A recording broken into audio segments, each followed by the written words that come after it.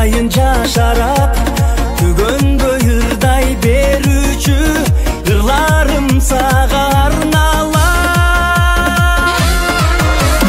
Жалалабад менин күнүм, Жалалабад сенин күнүң, келсең курбум көрөсүң, Жалалабад шаарым бүгүн мына бүгүн. Саламатсыздарбы, урматтуу коноктор? Биз бүгүн Кыргызстанда 7 областын бири болгон Жалалабад областына саякаттайбыз. Жалалабад областынын географиялык абалы. Жалалабад областынын географиялык абалы түндүгүнөн Талас, Чүй чыгышынан Нарын, түштүгүнөн Ош областтары, түштүк батышынан жана батышынан Өзбекстан менен чектешет.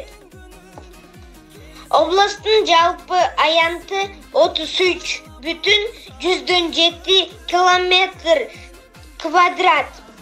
Республиканын аянтынын 16,9% ээлейт.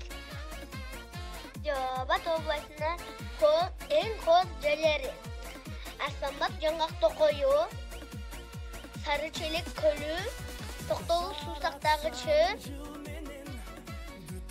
Кызыл үңкүр, Көк арт аттуу белгилүү жаратылыш зоналары менен кеңири таанылат. Жалалабад облусу 1939-жылы 21 ноябрда уюштурулган.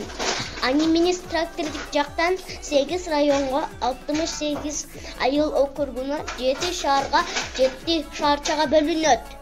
Райондору: Чаткал, Токтогул, Алабуга, Аксы, Нокен, Базар Корго, Сузак, Тоғызторо.